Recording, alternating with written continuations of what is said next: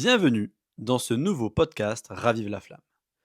L'idée de cet épisode, c'est de mieux comprendre l'homme dans un couple. Si je devais résumer en une phrase comment comprendre son homme dans un couple amoureux, je dirais simplement aux femmes de ne pas prendre leur homme pour une femme. Tout simplement. Ton homme, c'est pas ta meilleure amie. Il ne réfléchit pas, ne s'exprime pas et n'a pas la même sensibilité émotionnelle qu'une femme. L'inverse est également vrai aussi, et je vais développer le sujet dans un autre épisode. L'idée ici, ce n'est pas de dire qu'un sexe est mieux que l'autre, ou inversement, de dire que tous les hommes se ressemblent. Mais dans une généralité, on s'aperçoit qu'il y a beaucoup de similitudes. Et comprendre ces similitudes va grandement t'aider dans ton couple. Il ne reste plus qu'à les adapter à ton homme.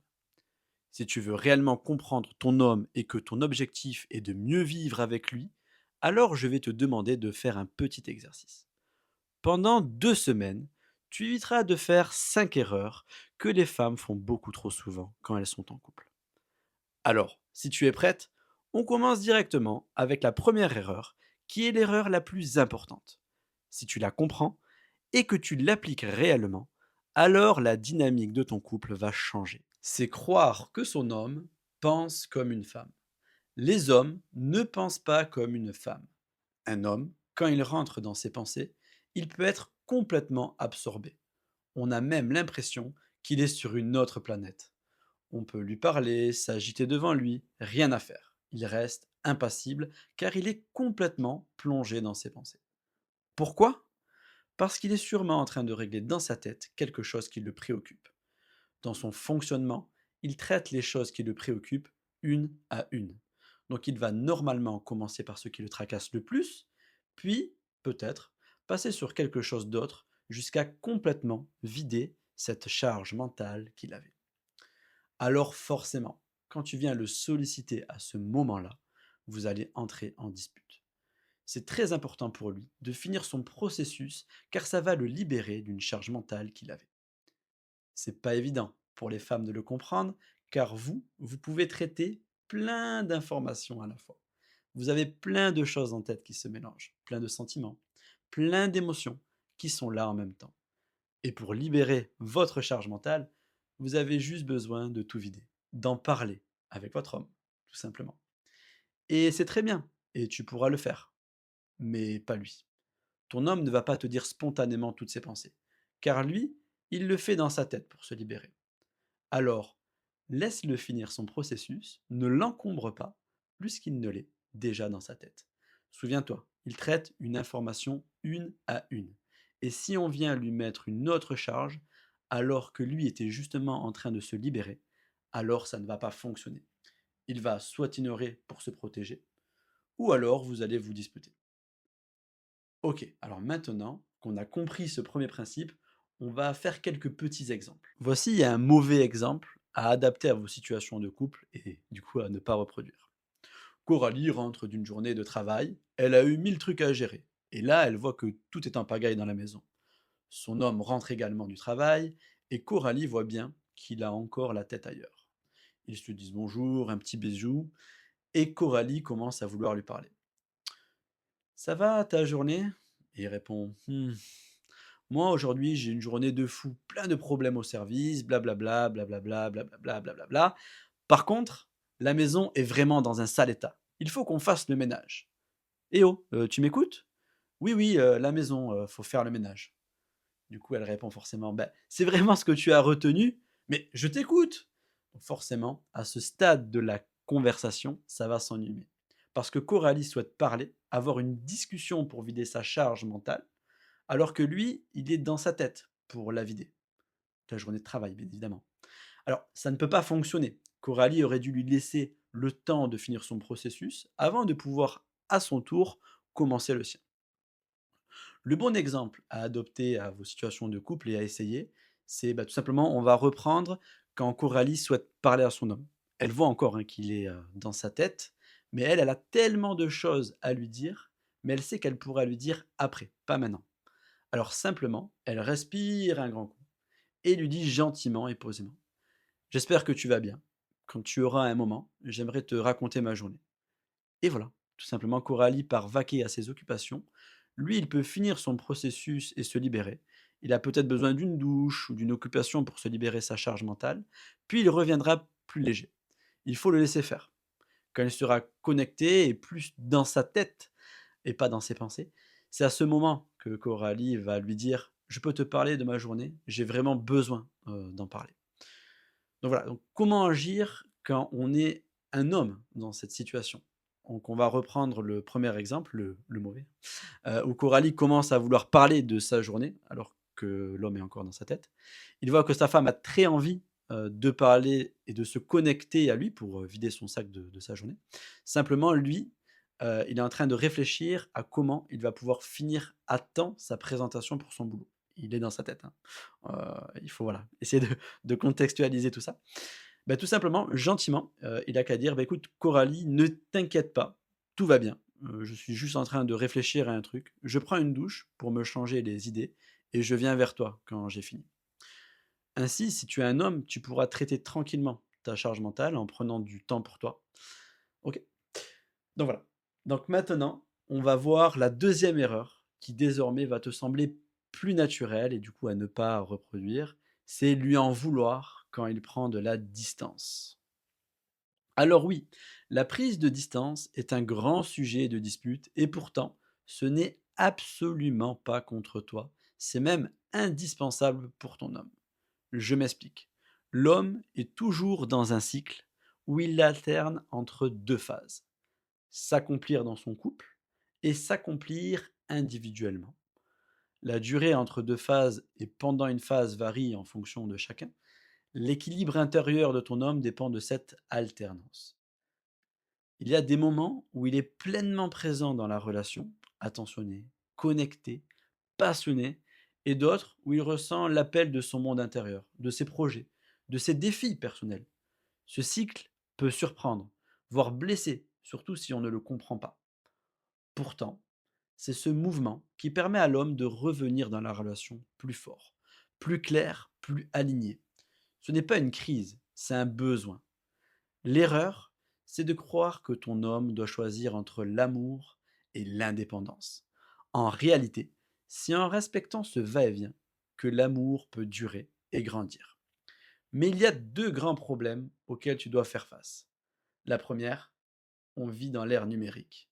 Et la deuxième, beaucoup trop d'hommes prennent de la distance avec le numérique. Télévision, vidéos sur internet, pardon, scroll à l'infini, jeux vidéo, etc. Ça donne l'illusion de s'accomplir personnellement, mais en vrai, ça fait juste passer le temps trop vite sans rien apporter sur le plan développement personnel. Tu clignes des yeux et t'as perdu 2 heures. Et le plus fou, c'est que t'es pas plus reposé, pas plus connecté à toi. T'es juste vidé. C'est ça le piège du numérique. Ça t'occupe, mais ça ne te nourrit pas. Tu as l'impression que ça t'aide à souffler, mais ça t'épuise à long terme. Et surtout, t'es jamais rassasié. Tu veux toujours plus, mais tu reçois toujours moins. Donc si tu m'écoutes, monsieur l'homme, et que tu as besoin de solitude, ce qui est normal, choisis des choses qui te connectent à toi. Va marcher sans ton téléphone, va courir, fais du sport, va pêcher, lis un vrai bouquin, écoute de la musique en fermant les yeux. Pas pour remplir le vide, mais pour te retrouver. Donc maintenant que tu as compris que l'homme a deux phases, c'est complètement normal qu'il prenne de la distance. Tu pourras l'encourager, mais attention, tu ne changeras pas instantanément son comportement. Et ça me fait enchaîner avec la troisième erreur, c'est croire que vous pouvez changer instantanément le comportement de votre homme. Comme vu juste avant, hein, ton homme passe peut-être trop de temps sur son téléphone, sur les jeux vidéo, etc. Et toi, tu as envie de lui dire, c'est normal, tu as envie de lui parler d'un comportement ou d'une mauvaise habitude qu'il a eu ou qu'il a eu pendant votre dernière sortie en amoureux. Mais attention, car il ne fonctionne pas comme toi. Dès lors que tu as quelque chose à lui dire sur lui, ben ne le fais pas en fait. Pas tout de suite en tout cas. Il ne pense pas comme toi, on l'a déjà vu. Il ne traite qu'un problème à la fois dans sa tête. S'il est déjà dans sa tête en train de régler des problèmes, ça va partir directement à la dispute. Donc, si tu as vu quelque chose en lui qui t'a énervé et que tu as envie de lui en parler, rappelle-toi ceci. ça ne sert à rien et je ne vais pas le changer instantanément. D'ailleurs, petit aparté, on ne peut pas changer quelqu'un, que ça soit un homme ou une femme. Le changement viendra toujours de la personne elle-même et non de tes mots. On n'est pas des magiciens ou des magiciennes. En revanche, tu peux être un jardinier ou une jardinière. Je m'explique. Quand ton homme est à ton entière écoute, qu'il est bien avec toi, présent dans le couple, alors c'est le moment de lui parler des choses. Mais toujours de manière délicate, bienveillante et surtout, surtout, en donnant la prise de décision à ton partenaire. On va illustrer avec deux situations en commençant par le mauvais exemple. Vous êtes bien ensemble, moment complice, etc. Et vous mettez à parler de tout et de rien. Là, tu décides de lui dire ce qui t'énerve. J'aimerais vraiment qu'on passe plus de temps ensemble. Je trouve que tu joues trop à la console en ce moment. Bon, je continue pas, mais forcément là, ça va partir en dispute. Pour lui, vous passez déjà du temps ensemble. Donc il ne comprend pas la reproche que vous lui faites. Et surtout, le deuxième, on l'accuse de quelque chose. Vous lui dites clairement qu'il a un problème et que son problème, c'est de prendre du temps pour lui. Même si c'est dans l'excès, jouer à la console, c'est un moment pour lui. Il faut faire une transition en douceur. Voici un meilleur exemple de ce que tu pourrais lui dire et de manière fluide. J'adore ce moment avec toi. Merci de m'écouter. Tu penses qu'on pourrait se faire ça une autre fois dans la semaine? Tout simplement. Un autre exemple, il est sur son téléphone en train de scroller et tu as envie de regarder une série télé avec lui. Au lieu de lui dire: «Tu peux lâcher ton téléphone, j'aimerais regarder la série avec toi», ou tu l'accuses de faire quelque chose, tu peux lui dire: «Je veux pas te déranger. Est-ce que tu aimerais qu'on se regarde une série ensemble quand tu auras fini?» Vous pouvez même enchaîner avec un tu as une série qui te ferait plaisir à regarder? Ou alors: «Tu aimes bien la série qu'on regarde en ce moment? Ou tu voudrais changer?»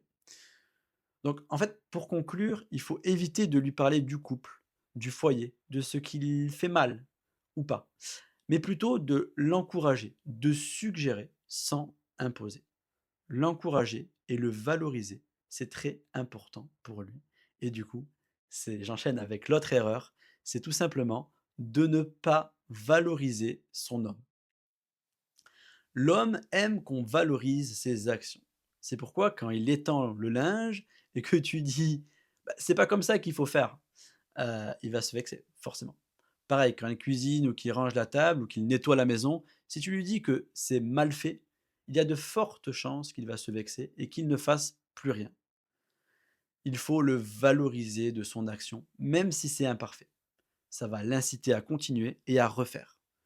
Un homme se sent aimé quand il sert à quelque chose, quand il résout un problème, quand il protège. Il ne cherche pas à être aimé pour ce qu'il est intérieurement d'abord, comme c'est souvent le cas pour les femmes, mais pour ce qu'il accomplit, gère et apporte. Quand une femme lui coupe l'herbe sous le pied ou veut tout faire à sa place, il peut se sentir inutile, donc démotivé. On voit même parfois que l'homme s'efface complètement quand il est trop rabaissé au quotidien. Je ne vais pas faire une section trop longue ici, juste il faut retenir ça. Ne reproche pas ou ne reprends pas ce que fait ton homme. À la place, valorise son action, sa prise d'initiative même, même si c'est imparfait. Un homme ne s'investit pas s'il se sent inutile. Il donne le meilleur de lui-même quand il sent que ce qu'il fait est reconnu.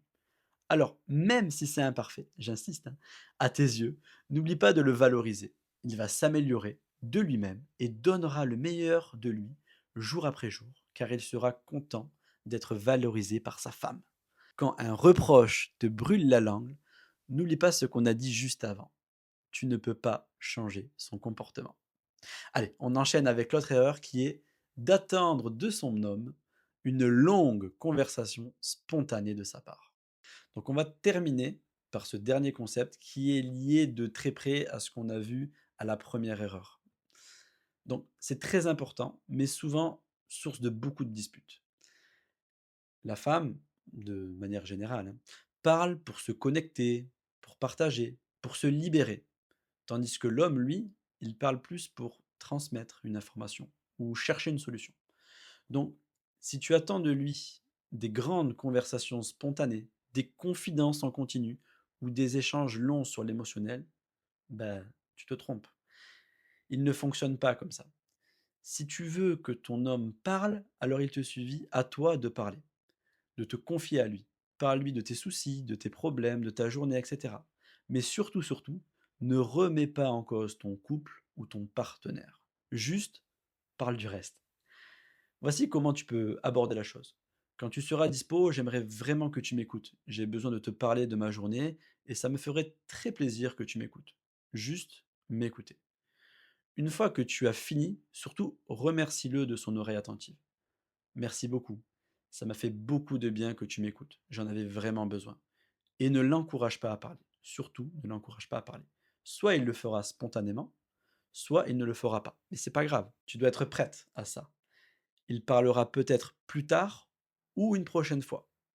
Bref, laisse-le faire. Donc voilà, on en a fini avec les 5 erreurs. Et du coup, ce que j'aimerais vraiment que tu retiennes de cet épisode, c'est ça. Vous êtes différents, mais ce n'est pas un problème. En fait, même c'est une richesse. L'homme a besoin d'espace, de solitude, de silence, alors que la femme a besoin de lien, de présence, d'expression. Et entre les deux, il y a votre relation. Cette relation, c'est tout simplement le respect du rythme et des besoins de l'autre, tout simplement. Après, j'ai parlé de beaucoup de choses, j'ai essayé de faire un petit peu des généralités, tout le monde est un petit peu différent, mais l'idée dans ces généralités, c'est d'essayer d'aider un maximum de personnes. Donc voilà, merci de m'avoir écouté. Si cet épisode t'a parlé, partage-le avec bienveillance à ta moitié. Et si tu as des questions, bah, tu peux venir me parler sur Insta ou ailleurs. C'était Loïc de ravivelafemme.com, l'étincelle d'un nouveau départ.